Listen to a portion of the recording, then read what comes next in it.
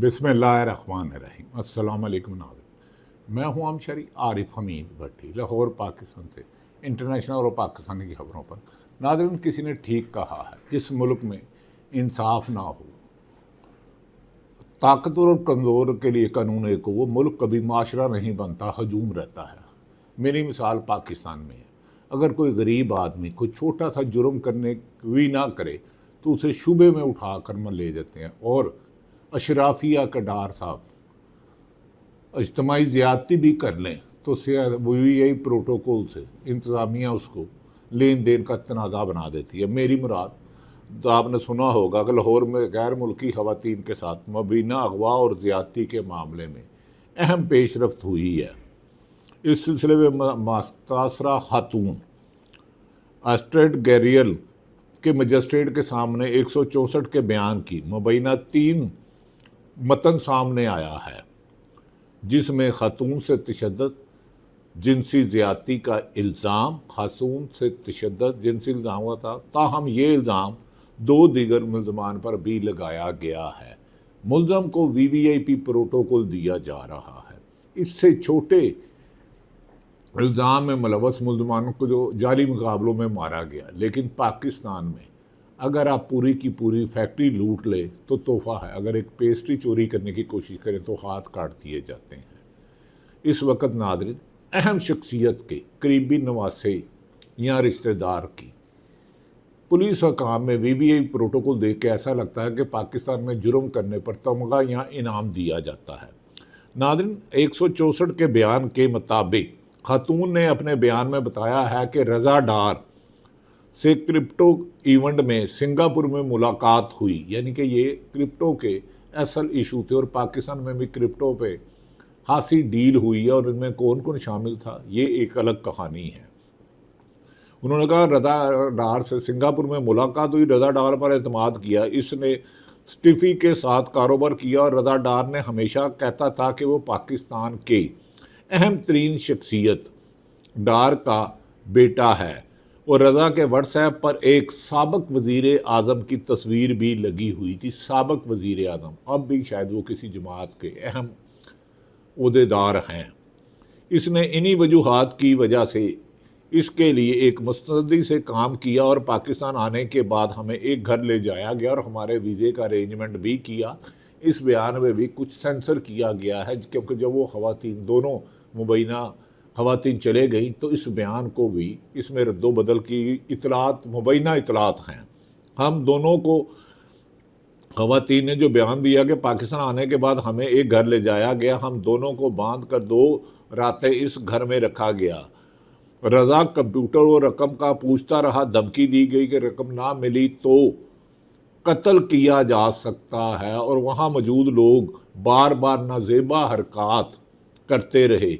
और ये किसी जंगल में नहीं, बलोचिस्तान के इलाके नहीं, लाहौर के पोश एरिए में वाक़या हुआ है।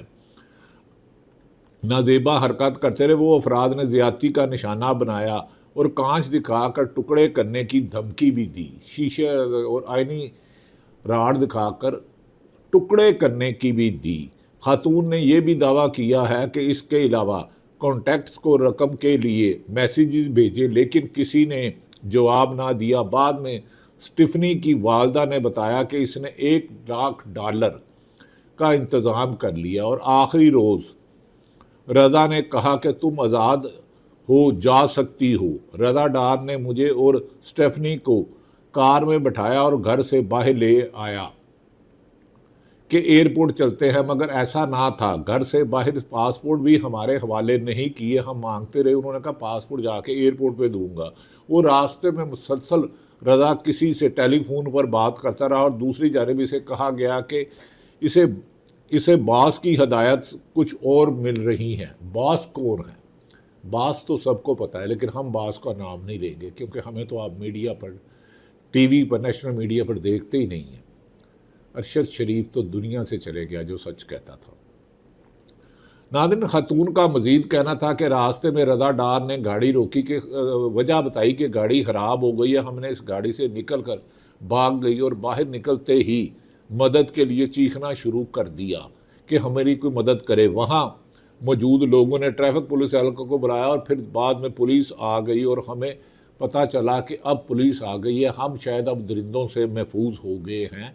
इसका मफहूम यही है इस दफ़ा 164 के बयान का। दूसरी तरफ नाज़रीन, शहीद ईरानी सुप्रीम लीडर आयतुल्लाह खामनेई की नमाज जनाजा कौन पढ़ाएगा, तदफीन कहाँ होगी, जस्ते हाकी को इराक क्यों ले जाया जा रहा है, इस पर भी थोड़ी सी बात कर लेते हैं। नाज़रीन, तेहरान में लाखों संगवारों की आमद के पेश नज़र अजीम नमाजगाह कम्प्लेक्स के दरवाजे खोल दिए गए हैं, जहां लोग शहीद रहबर आला को आखिरी खराज अकीदत पेश करने के लिए जमा हो रहे हैं। दूसरी जानिब ईरान के शहीद सुप्रीम लीडर आयतुल्लाह खामनेई इसकी नमाज जनाजा कौन पढ़ाएगा, ये सवाल हर एक के लिए अहम है, क्योंकि शहीद आयतुल्लाह खामनेई के साहबजादे और मौजूदा supreme leader Mojtaba Khamenei security खदशात के बायस अपने वालिद की नमाज जनाजा में हो सकता है कि शिरकत ना करें।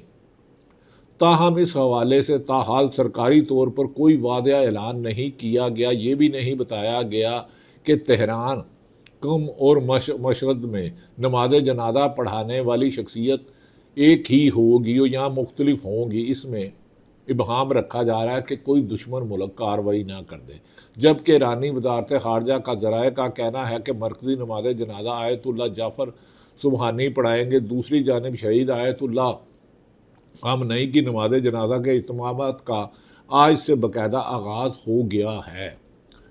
यहाँ तेहरान और 7 जुलाई को कम में नमाज जनाजा के मुख्तलिफ इज्तिमात होंगे, जबकि 8 जुलाई को जस्ते हाकी इराक ले जाया जाएगा, जहाँ नजफ़ और करबला में नमाज जनाजा के इज्तिमात के बाद इसी शब मैयत वापस लाई जाने का प्रोग्राम तरतीब दे दिया गया, जिसे फ़ाइनल किए जाने का इम्कान है।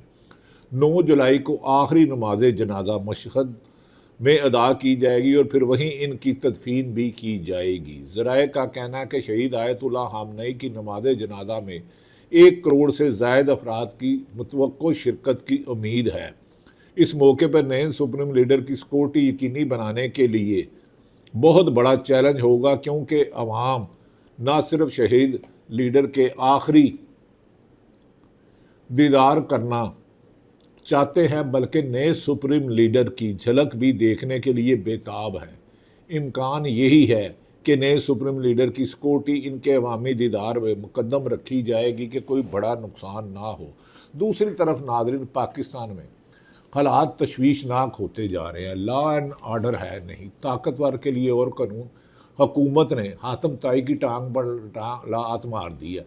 पूरी दुनिया में 65 से 68 बैरल पर लीटर कीमत चले गई है, लेकिन पाकिस्तान हुकूमत ने अवाम का खून निचोड़ने के लिए 55 रुपये पेट्रोल की कीमत में इजाफा करते रहे और अब 1 रुपया 97 पैसे, यानी कि 2 रुपये भी कीमत में इजाफा नहीं किया, जिस पर अवाम का सख्त रद्द-ए-अमल है कि अवाम की जेबों में डाका डालने के लिए अरबों रुपये रोज़ाना निकाला जाता है, और जब कम करने की बारी आती है, जो 8 फरवरी जंग से पहले थी, उस कीमत पर ले जाया गया। और हुकूमत ऐसे लगता है अवाम ने जो 8 फरवरी 2024 को वोट नहीं दिए और इमरान खान को वोट दिए थे, क्योंकि हुकूमत तो आइन और कानून के मुताबिक, वोटों की गिनती के मुताबिक तो इमरान खान की बनती है, PTI की बनती है, लेकिन बदकिस्मती है कि फार्म 47 से मुस्लिम लीग नून और पीपल्स पार्टी को अवाम पर मुसल्लत कर दिया गया, जो अवाम से बदला लेने के लिए उनकी फलाह बहबूद के लिए कानून साजी की बजाय 26वीं, 27वीं और 28वीं तरमीम पर फोकस करते हैं और इमरान खान को जेल में रखने के लिए कानून साजी पर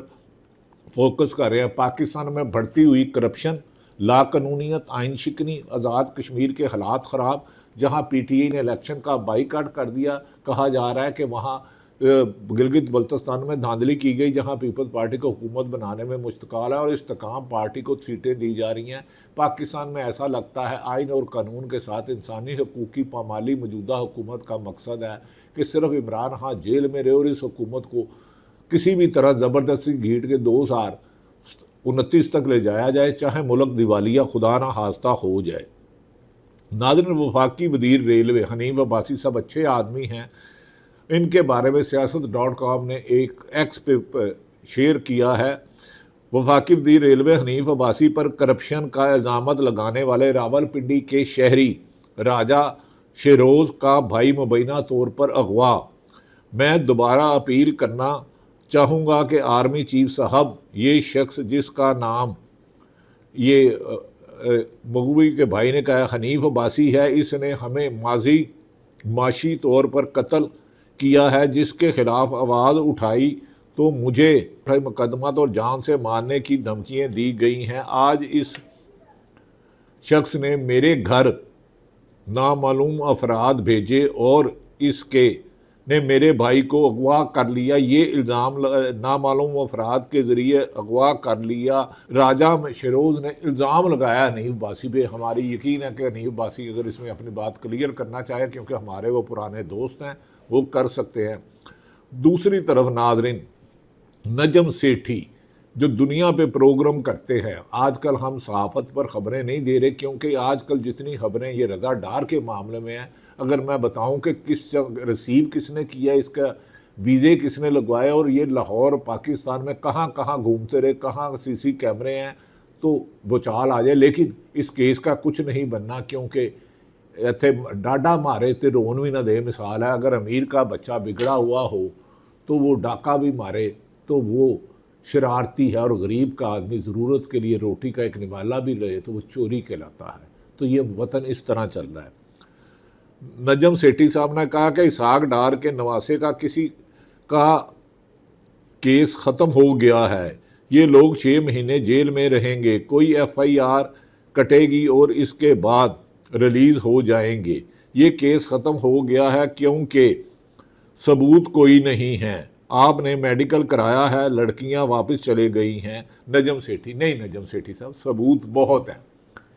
इसमें CC कैमरे भी हैं, जिस घर में रखा उसके भी हैं, जहां ज्यादती की गई वो भी हैं, और जिसने वीज़ा लगवाया वो भी हैं। हाँ, अगर हुकूमत अब इनको गोल करना चाहे तो इन्हें कौन रोक सकते हैं। इस मुल्क में ताकतवर आदमी स्टेट बैंक लूटे, खुदा ना हास्ता कोई रेप करे और किसी गरीब को कत्ल भी कर दे तो सबूत नहीं मिलता, और गरीब आदमी सिर्फ ये एहतजाज करे कि मुझे इंसाफ दो तो उस पर 780A का पर्चा हो जाता है। ऐसे ना करें, सबूत जमा करना। FIR होती है फर्स्ट इन्फॉर्मेशन रिपोर्ट, सबूत इन्वेस्टिगेशन में इकट्ठे कर जाती हैं।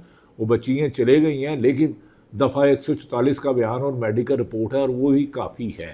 खैर, लेकिन आप जो कहें आप ठीक है, हमारी तो सही बात भी गलत होगी और आपकी गलत बात भी ठीक होगी। नाज़रीन, दूसरी तरफ ये भी कहा जा रहा है कि तहरीक लब्बैक, जिसकी साद रिजवी और अनस रिजवी को मरीद के में कत्ल गारत के बाद पुलिस हुकूमत ने कहा था हमारे पास है, लेकिन आज साल से ज़्यादा हो गया वो नहीं मिले। तहरीक लब्बैक TLP के कारकुनों की जानिब से जियो न्यूज़ के ख़िलाफ़ कराची समेत मुल्क के मुख्तलिफ शहरों में एहतजाज किया गया है। ये मुजाहरे जियो न्यूज़ के एक प्रोग्राम में माह मुहर्रम के मुनासबत से नशर किए जाने वाले काबिल एतराज़ मवाद दिखाने पर, डॉक्यूमेंट्री दिखाने पर किया गया है। अब इसमें किसका कसूर है? जियो प्रोग्राम किया गया मुनासबत से नशर किए जाने वाले काबिल एतराज़ मवाद के ख़िलाफ़ है। समीना पाशा ने कहा है, इन्हें कैसे इजाज़त मिल गई, दिया पता करो। ये बड़ा उसने जूम है नहीं, समीना पाशा, हमें इन्हें भी बैन किया गया है। बड़े अरसे बाद TLP की वापसी, तहरीक इंसाफ लब्बैक पाकिस्तान के गुस्ताखाना हक़ों की इशाअत के ख़िलाफ़ लाहौर और कराची समेत मुल्क के ये तहरीक लब्बैक पर बैन कर दिया गया था। साद रिजवी गैब है, और अचानक इनको एहतजाज की इजाज़त कैसे मिल गई? ये मोहतरमा समीना पाशा जो हमारे साथ एक TV पे प्रोग्राम करती थी, आजकल उन पर भी ऑफर किया गया है। ये वही है, बात तो सच है, मगर बात है रसवाई की। इस मुल्क में खेलता कौन है? सेनेटर फैसल वाडा ने अहम सवाल उठा दिए हैं। अब देखना है, उन्होंने एक वफाकी वजीर से इस्तीफ़ा मांग लिया है। इस्तीफ़ा मांगने की क्या वजह, ये तो वही बताएंगे। सेनेटर फैसल वाडा का कहना है कि रज़ा डार पर शर्मनाक इल्ज़ाम के बाद इसहाक डार के साथ कौन पाकिस्तान के झंडे तले खड़ा होगा। मुझे नहीं पता रज़ा डार और इसहाक डार का क्या तल्लक है, लेकिन फैसल वाडा का पैगाम बता के सुना रहा हूँ।